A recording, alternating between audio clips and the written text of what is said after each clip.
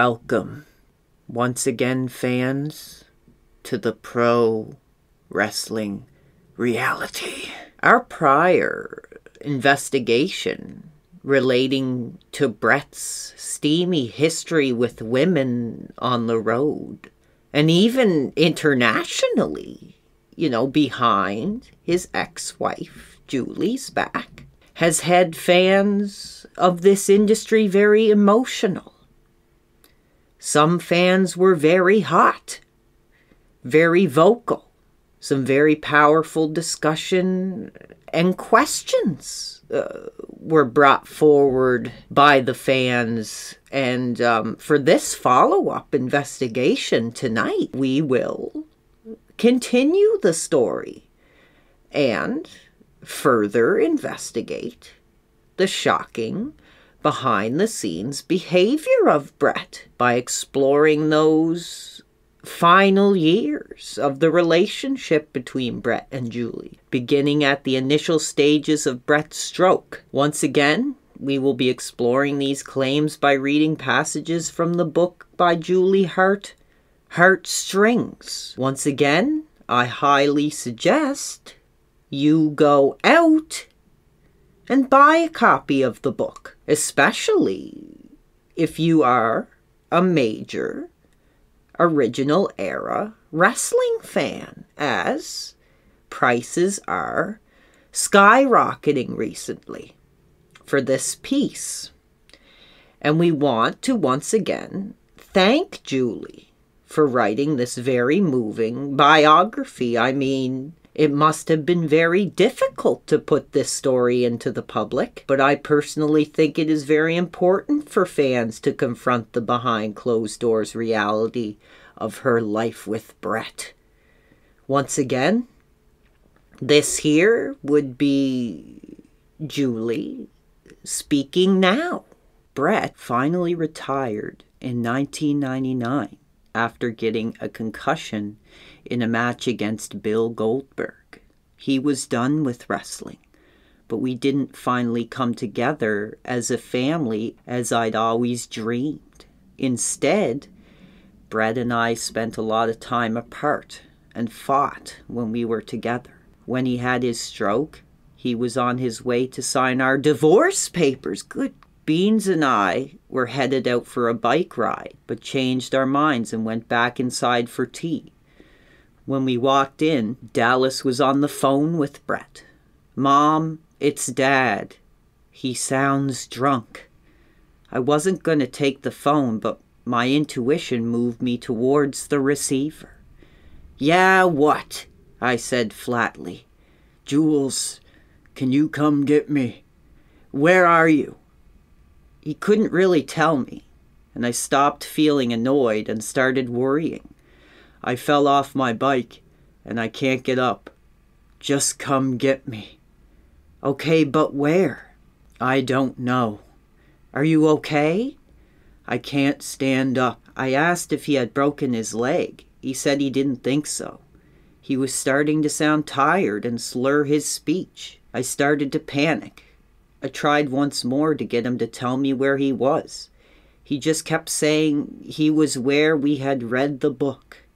I had no idea what he was talking about and decided just to start driving towards the bike path he frequently rode on. Beans and I jumped in the car, and I had her call him back on my cell phone. "Dad, look for something so we can find you." Beans looked at me nervously. I felt my grip tighten on the wheel. "What yellow bus? Is it on top of you?" As we were driving, I looked at an overpass and saw a big yellow construction bin. Maybe Bret thought it was a bus. We parked the car on the grass and ran over to the shale bike path. There he was, just sitting on the grass as though he were taking a break. We rushed to his side. He looked up at us and said, "Help me up." One of his eyes was wide open while the other was closed, and his mouth was drooping. We tried picking him up, but I was shaking too much and he was dead weight. He started getting frustrated and mad. "I don't know what's wrong with my legs. We should get some help," I said. No, no, nothing is wrong, he replied. Beans looked scared and whispered to me, What's wrong with him, Mom? Brett, we need to get you help, I pleaded with him. Blank, no. Just hold my bike. I'll push myself up. We held the bike, and he tried to stand, but didn't have the strength. A rollerblader came down the path, and I asked him to go get some more help. Brett was starting to get sleepy, and I yelled at him to stay awake. He looked at me and said, I blanked up, Mom. I'm not going to be home for a few days. I took off his hat and started fanning his face with it. 2 girls came by and asked if everything was okay. One of them was a nurse. She told us it looked like he had had a stroke. It felt like the ambulances were taking an eternity to get there. When the paramedics finally arrived, they checked his vital signs, put him on a stretcher, and took him to the hospital. As we can see from this heart-wrenching retelling of events, Brett seemed to be very vulnerable and frightened moments after the stroke. And who was it that he called? I mean, it wasn't the 20-year-old side thrill, shaking the blank with the private parts lined in gold, who he was calling out for. It was Julie, who had been there for Brett, who had given birth to the children, seen him at his lowest, his most seething, traveled with him on the road, served him biologically for all these years. Julie mentions how Brett was seemingly instinctually calling out for the mother, indicating to me that Julie was able to fill his needs from more of a biological and emotional standpoint. And it was Julie who he had wanted to tend to him at this dark stage of his life. We continue on, now hearing from Julie when Brett was taken to local hospital, but we also get an inside look here at the relationship between Brett and Julie in those days and weeks after Brett's stroke. Although things start off very supportive, very caring, tragically, the needs of that hitman character will once again have a very powerful pull on Brett as he continues to chase those exotic thrills and vices. This is, once again, Julie speaking. Brett spent the following weeks in the hospital. Despite his insistence that he'd be out of there in a couple of days, I was there with him every day. I would rush there in the mornings to help him go to the washroom. He had such pride. He wouldn't let the nurses help him. I would feed him, shower him, and get him dressed for physiotherapy.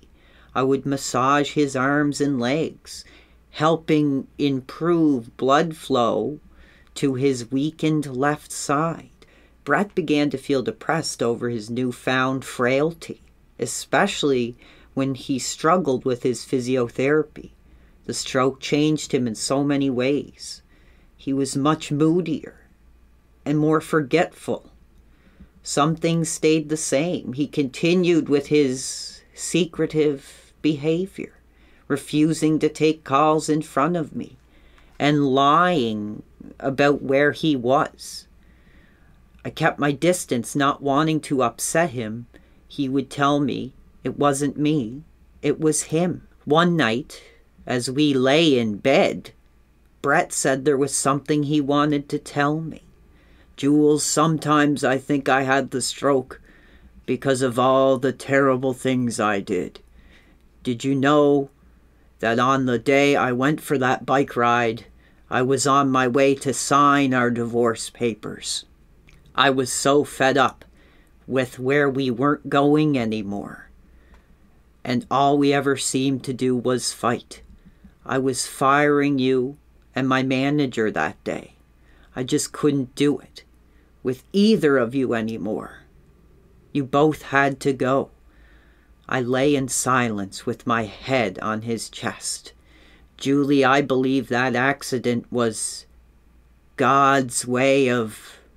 He didn't finish. I knew what he meant.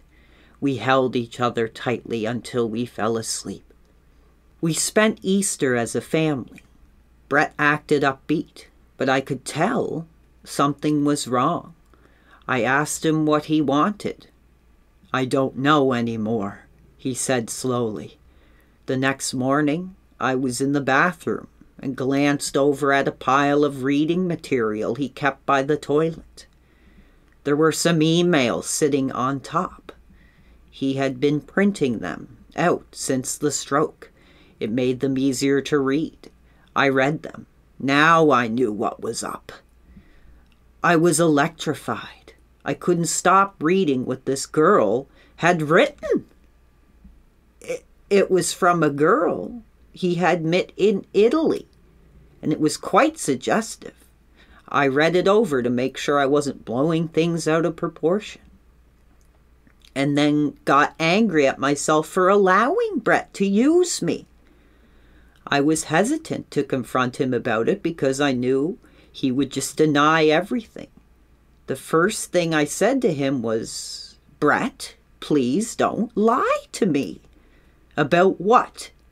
I found something in your bathroom and I want the truth. I found an email from some girl in Italy. Are you seeing someone? I felt like a small child about to be shipped off again. What? No. Brett, please don't lie. I'm not. What email are you talking about? Let me see it. What are you doing reading my personal email? It was in the bathroom. Are you seeing anyone? Why are you doing this again? I told you if I met anyone, I would tell you. I think you're lying, I said sadly. I'm leaving. It's not what you think. I met these girls while I was in Italy with Blade last fall, and we've been emailing harmlessly. I told them I'd be back around for an autograph session, and they offered to take me around, show me some of the history. I left saying I needed time to think. Once again, it seemed like Brett was making his escape. He called me that night again, insisting that nothing was going on, and that I was making a big deal out of nothing. I fell for it. Compared to the phone number written on hotel stationery I'd found a few years ago, it seemed relatively innocent. Father's Day was coming up, so I took the kids shopping for presents. I wanted to make it a special day for Brett because he was leaving on a promotional tour the next day. He said he was going to England or Amsterdam. He wasn't sure which one yet. We got him some new clothes for his trip, and I picked up his favorite pie, key lime. I also wrote him a letter telling him how much I loved him. During his Father's Day dinner, Brett kept getting up and leaving the room to do something or call someone.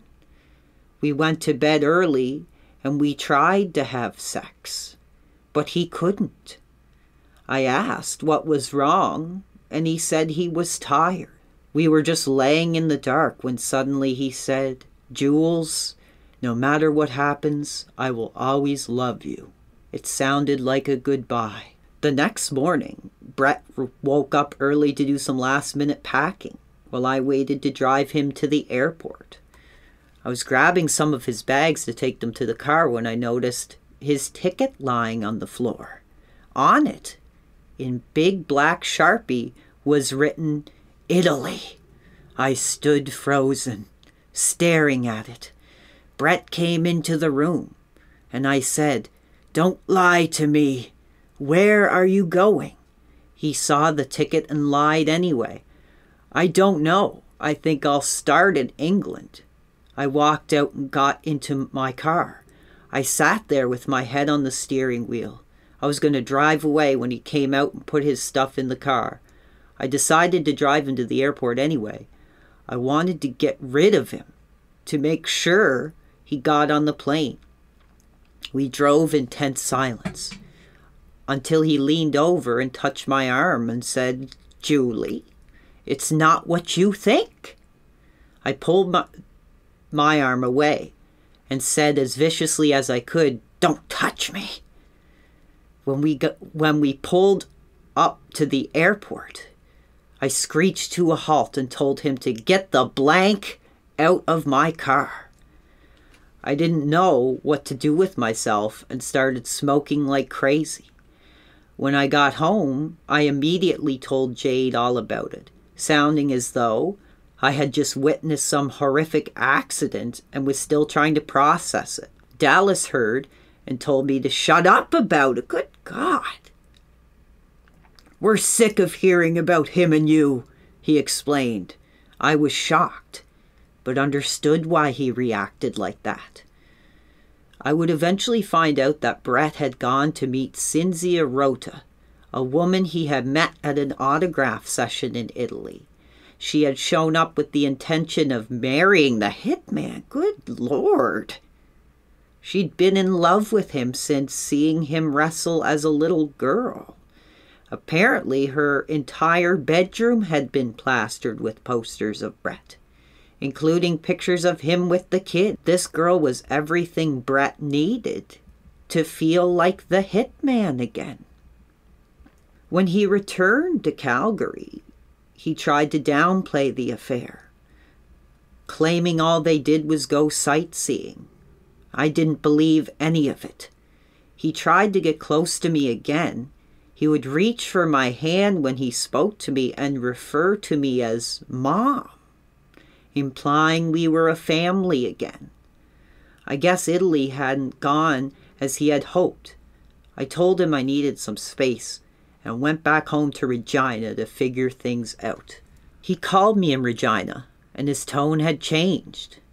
Suddenly he wanted to talk about how I'd never been there for him.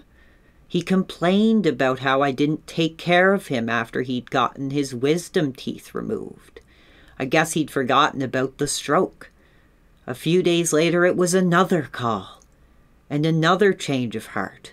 His voice was softer, and he spoke about the old days. He had me laughing and remembering stories about old wrestlers. "We sure have been through a lot, Julie, and I want to thank you for always being there for me," he said. "I can come home soon," I responded. He told me he had to go and that he'd call back later. He called back around 10:30, ready with a speech. "I have been thinking a lot lately, and I realize that you are never going to change. You will always be ragging on me for something. And this past week, I also came to the conclusion that all we have had in the past 5 years was sex and cooking." "What are you talking about? Cooking? That's all we have in common anymore. You cook, we have sex. That's it." I laughed at the way he had summed me up and said, "Well, what are you going to do then?" "I think we should end it and stop dragging each other down," he said, sounding relieved. "Okay, do what you like, but don't call me when you're lonely." I hung up and sat in the dark, hoping Mom hadn't heard our conversation. The next morning, after a restless sleep, I went to check my email. There was a message from Brett. "Dear Julie, I have met someone, and I really like her. I am sorry. I don't want to hurt you anymore. Love, Brett." So he had made his decision. Good Lord. She tended to him at his lowest.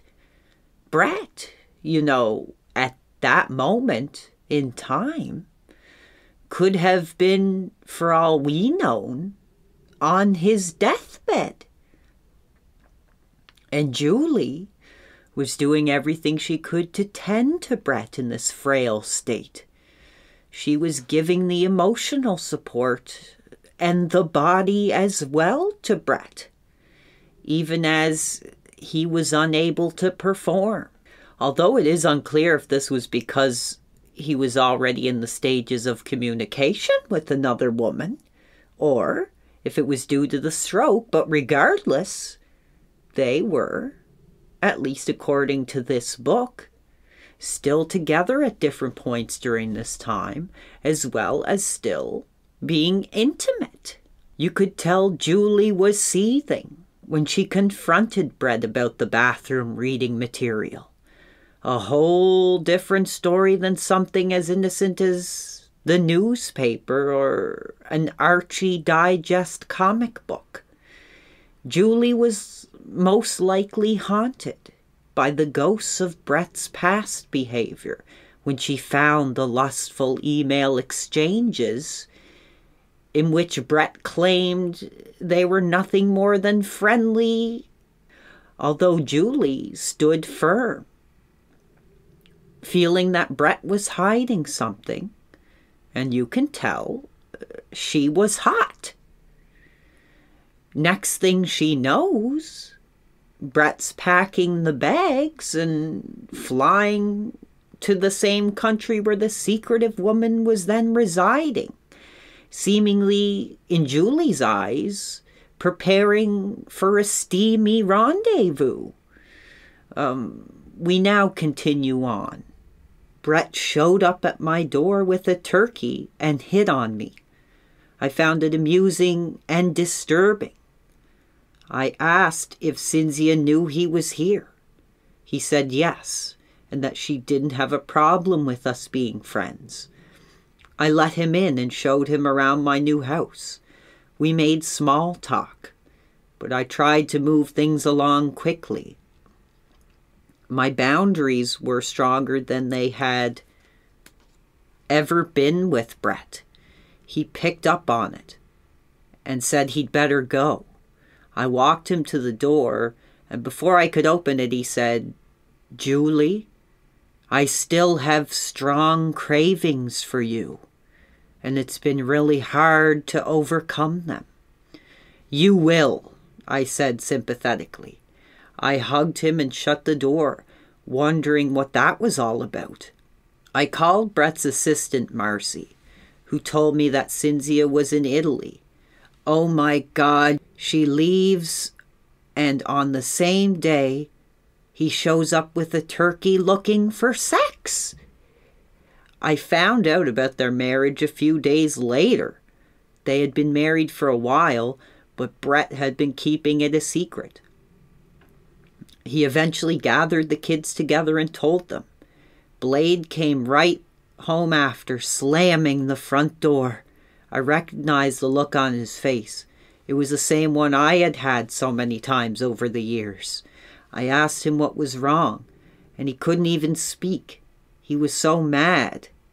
He took a piece of paper and scribbled, "You better call Jade. She will tell you." I said, "No, you tell me." He blurted out, "Dad married that girl." I felt my stomach bottom out and my throat tighten. Dallas came home and just started shaking his head when he saw me. I said to him, "I guess you heard, huh? I don't know what to say." "Dad is a blanking idiot." "Yeah, when he was walking out, he just kept saying, 'Tell your mom,' tell your mom. Make sure you tell your mom." My heart was beyond shattered over his cruelty. I mean, good God Almighty, I can't imagine Brett showing up at the door with a turkey wanting to play house while already making romantic plans and promises with another woman who he would end up marrying. I'll never know how men come up with this crap.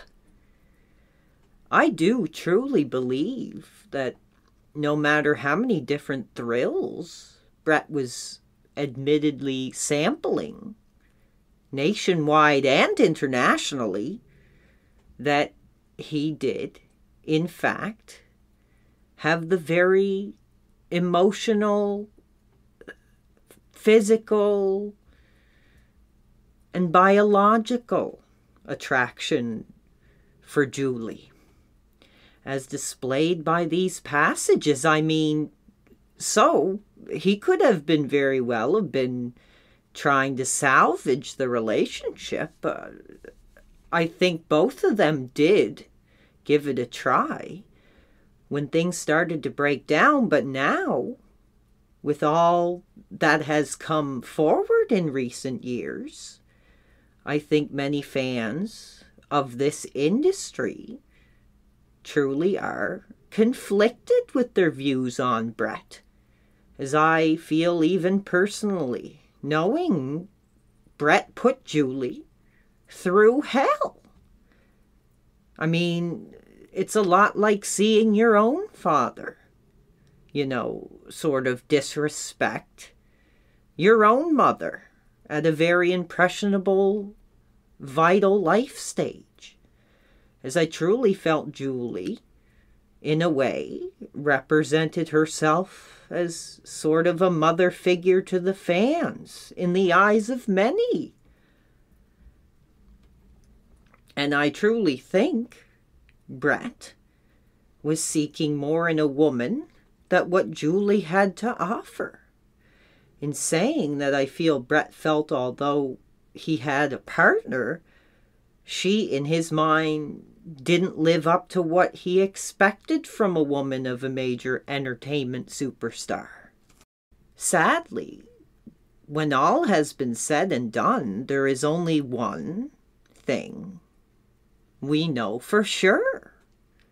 Regardless of the thrills on the road, regardless of the endless buffet of lust and pleasures that were being offered to Brett through the years, the one thing we know for sure is whether it being just one for the road or an emotional, passionate, intimate encounter, Brett screwed Julie. And now, to close off this emotionally charged series of investigations we've been doing relating to Brett and Julie, I wanted to take time to make my own tribute. At the end of Julie's book, there is a bonus section, a playlist, Brett and Julie for the ages, 25 songs that have special memories for me. And I wanted to share one of those moments with the fans tonight that really stuck with me. And here it is. The Eagles, Take It to the Limit, 1975. This song was an old favorite of ours that we rediscovered together. We were in San Antonio in a cozy little bar when this song came on. Brett took my beer coaster and got up to borrow a pen from the bartender. On the coaster he wrote, "If it all fell to pieces tomorrow, would you still be mine?" He made check boxes for yes, no, and maybe. Of course I checked yes. He always made my heart melt when he did romantic things like that. That's the Brett I knew and loved. Take it to the limit. Take it to the limit. Take it to the limit one more time.